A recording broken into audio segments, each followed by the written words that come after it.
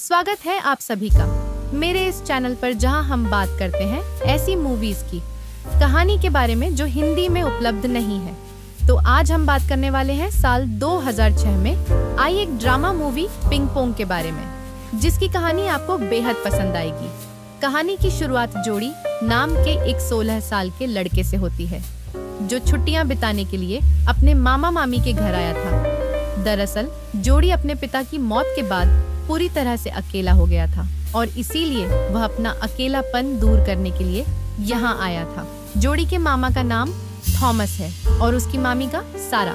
दोनों का एक बेटा भी है जिसका नाम टॉमी है।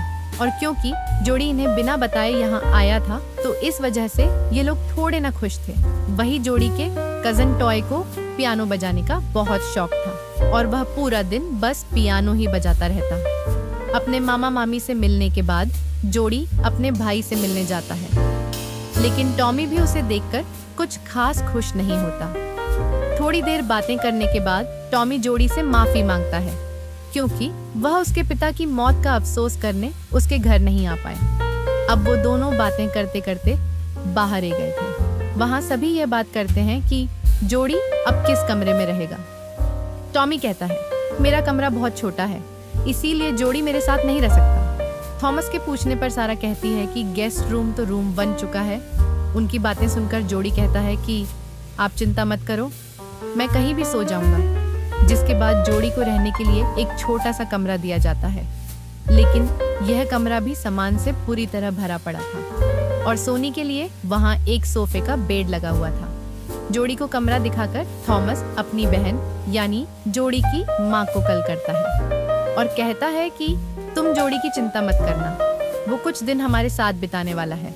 इससे जोड़ी की माँ को थोड़ी राहत महसूस होती है, क्योंकि जोड़ी बिना बताए ही घर से यहाँ आया था। कुछ देर बाद जोड़ी घूमते घूमते एक पुल के पास आता है, जिसे कवर करके ढक कर रखा हुआ था। अब जोड़ी के पास टॉमी आता है और दोनों पुल के पास बैठकर बातें करने लगे। टॉमी उसे बताता है कि कुछ दिनों बाद मेरा पियानो का टेस्ट है, जिसे लेकर मैं आजकल थोड़ा टेंशन में रहता हूँ। जिसके बाद वह दोनों वहीं पर पिंग पोंग खेलने लगता है और खेलते खेलते अब दोनों भाइयों में अच्छी दोस्ती हो गई थी। रात को जब जोड़ी सोने के लिए अपने कमरे में आता है, तो उसे समझ ही नहीं आता कि वह इस सोफे को बेड में कैसे बदले। फिर काफी कोशिशें के बाद वह तक हार कर नीचे फर्श पर ही सो जाता है। सुबह होने पर टॉमी जोड़ी को नाश्ता करने के लिए बुलाने आता है, लेकिन वह अभी तक फर्श पर ही सो रहा था और जोड़ी के कहने पर टॉमी उसे सोफे का बेड बना कर देता है। अब वह दोनों सारा के पास आकर नाश्ता करते हैं।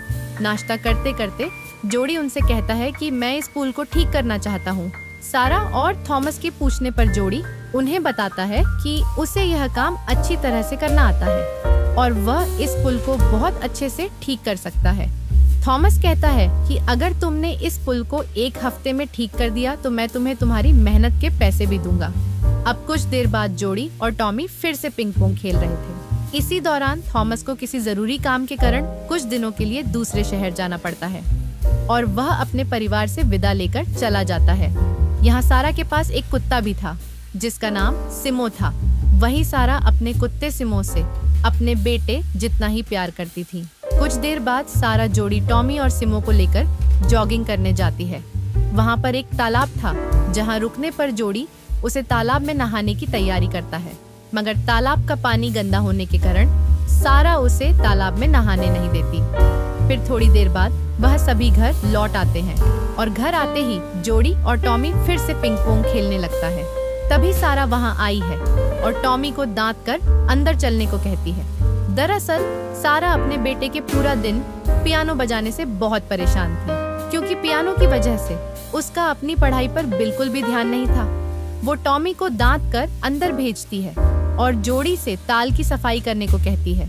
जब जोड़ी ताल में कम कर रहा था, तो सारा उसके पास आते हैं और उससे सिमो को घूमने के लिए अपने साथ चलने को कहती है। और जब वह सिमो को लेकर जा रहे थे, तो सारा जोड़ी से उसके पिता के बारे में पूछने लगी। वो कहती है कि मैं समझ सकती हूँ, तुम्हारे पिता की मौत के बाद तुम्हें काफी अकेलापन महसूस हो रहा होगा। तभी जोड़ी केओ गार्डन पर एक मधुमक्खी कटती है और जब सारा उसे देखने उसके करीब आई है तो मौका देखकर जोड़ी उसे चूम लेती है। जोड़ी की इस हरकत से सारा बिल्कुल भी नाराज नहीं होती, बल्कि वो तो मुस्कुराकर उसे वापस घर चलने को कहती है और घर पहुंचकर सारा जोड़ी के जख्म पर मलहम पट्टी करती है। अब सारा को अपनी केयर करते देख जोड़ी के माँ में उसके लिए भावनाएं पैदा होने लगी थी और तब से जोड़ी अपनी मामी सारा को प्यार भारी नजरों से देखना शुरू करता है। थोड़ी देर बाद जोड़ी फिर से पिंग पोंग खेल रहा था, पर अब उसके साथ टॉमी नहीं बल्कि सारा खेल रही थी। तभी टॉमी वहाँ एक कतर लेकर आता है और जोड़ी से पेड़ काटने में उसकी मदद करने को कहता है। अब सारा भी किसी काम से बाहर जाती है और जोड़ी पेड़ के ऊपर चढ़कर उसे काटने की कोशिश करता है। वही टॉमी भी नीचे खड़ा उसकी मदद करता है, लेकिन उसे पेड़ को काटते काटते जोड़ी अचानक से नीचे गिरता है और अब उसकी बाजू पर भी चोट लगी थी। टॉमी उसे उठाकर घर के अंदर लाकर उसकी चोट को साफ करके उस पर मलहम पट्टी करता है। अब सारा भी घर आ गई थी और जोड़ी की चोट को देखकर वो घबरा जाती है, मगर जोड़ी उसे कहता है कि मैं ठीक हूँ। कुछ देर बाद टॉमी एना और जोड़ी को अपनी नई धुन सुना रहा था जो उसने खुद बनाई थी। इस रात जोड़ी और टॉमी घर से थोड़ा दूर तालाब के किनारे टेंट लगाकर रात बिताते हैं और दोनों ही पूरी रात जाकर एक दूसरे से खूब बातें करते हैं। अब सुबह होते ही वो दोनों घर लौट आए थे। टॉमी आज फिर से जोड़ी के साथ पिंग पोंग खेल रहा था, जबकि सारा चाहती थी कि वो पढ़ाई करे और इसी वजह से सारा गुस्से में आकर पिंग पोंग टेबल ही तोड़ देती है। अगले दिन सारा टॉमी के पियानो कंपटीशन के लिए उसे लेकर घर से बाहर जाती है और जोड़ी से कहती है, तुम मेरे आने तक सिमो का ध्यान रखना। उनके जान के बाद जोड़ी ताल में टाइल्स लगाना शुरू करता है। अब उसमें टाइल्स लगाते लगाते वो काफी थक चुका था। वो पहले बाथरूम में जाकर फ्रेश होता है और फिर पूरे घर को ध्यान से देखता है। उस वक्त थॉमस का फोन आता है और जोड़ी उन्हें बताता है कि सारा और टॉमी बाहर गए हैं और फोन पर बात खत्म करने के बाद जोड़ी वहाँ उसे बेड पर ही लेट जाता है। अब जोड़ी बहुत थक चुका था तो बेड पर लेते ही उसे नींद आ जाती है, पर कुछ देर बाद सारा के आने से वो ज्यादा देर तक सो नहीं पाया। सारा उसकी पट्टी बदलते हुए कहती है कि मैं कुछ देर बाद टॉमी को लेने वापस जाऊंगी।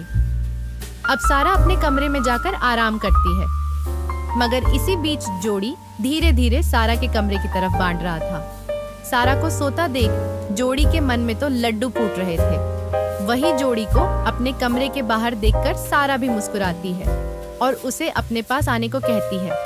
अब सारा के कहने पर जोड़ी उसके पास आकर बैठ गया था और सारा उसके करीब आने लगी। अब जोड़ी भी खुद पर काबू नहीं कर पाता, जिसके बाद दोनों ने ही अपने अपने रिश्ते की मर्यादा भूलकर सारी हदें पार कर दी। इसी बीच टॉमी भी अचानक से जल्दी घर आ जाता है। वह अपनी माँ से मिलने उनके कमरे की तरफ जाता है और सब कुछ उसकी नजरों के सामने था। दोनों को इस हालात में देखकर वह बहुत दुखी होता है, मगर उस वक्त बिना कुछ बोले ही वहाँ से चला जाता है। कुछ देर बाद सारा अपने बेटे टॉमी को लेने वहाँ जाती है, क्योंकि उसे नहीं पता था कि वह घर लौट आया है। शाम को घर आकर जब वो टॉमी को घर में ही देखते हैं तो वह उस पर बहुत गुस्सा थी। वह कहती है कि तुमने मुझे बताया क्यों नहीं कि तुम घर वापस आ गए हो। जिस पर टॉमी उसे बताता है कि वह काफी समय पहले ही घर ए गया था, लेकिन उस समय आपके हालात कुछ ऐसे थे कि मैं कुछ बोल नहीं सका। अब सारा समझ चुकी है थी कि टॉमी ने उसे जोड़ी के साथ देख लिया है। वह टॉमी से माफी मांगती है, लेकिन घर का माहौल अब पूरी तरह से बदल चुका था और सभी एक दूसरे से नाराज थे। टॉमी किसी से भी सही ढंग से बात नहीं कर रहा था और सारा भी जोड़ी से दूर रहने लगी थी, जिस वजह से वह एक बार फिर से अकेला हो जाता है। अगले दिन थॉमस भी अपने काम से वापस आता है, जिसके बाद थॉमस और सारा को करीब देखकर जोड़ी को उनसे जलन होने लगी। थॉमस के पूछने पर सारा उसे बताती है कि टॉमी शराब पीकर पियानो कंपटीशन के लिए गया था, जिस वजह से उसे कंपटीशन से बाहर निकाल दिया। टॉमी के बारे में यह बात जानकर थॉमस बहुत दुखी होता है और उसे समझने जाता है। इधर जोड़ी ने उसे पुल को लगभग पूरी तरह से नया बना दिया था। पुल को देखकर सारा कहती है कि तुम इसमें पानी भरो ताकि कल हम सभी इसमें खूब मजे कर सकें। साथ ही साथ वो ये भी कहती है कि अब तुम्हें हमारे घर से जाना चाहिए। अब ये सुनकर जोड़ी बहुत नाराज था और उसे ऐसा लग रहा था कि थॉमस सारा से दूर कुछ दिनों के लिए दूसरे शहर गया था।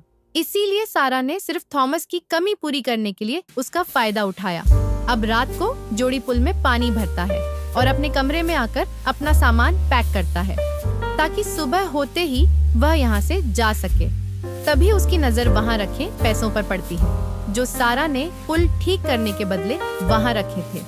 सुबह होने पर जोड़ी टॉमी से विदा लेकर जाने लगता है।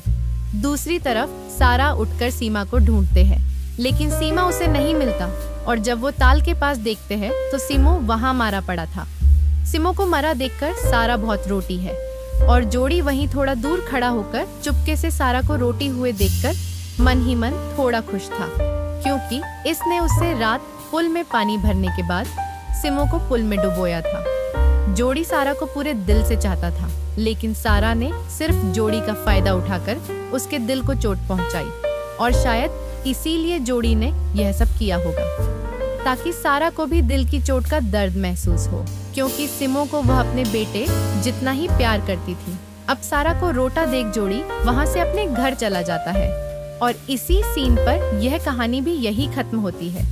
तो कहानी थोड़ी भी पसंद आई हो तो वीडियो को लाइक करके चैनल को सब्सक्राइब जरूर कर देना। कहानी में अंत तक बने रहने के लिए आपका धन्यवाद।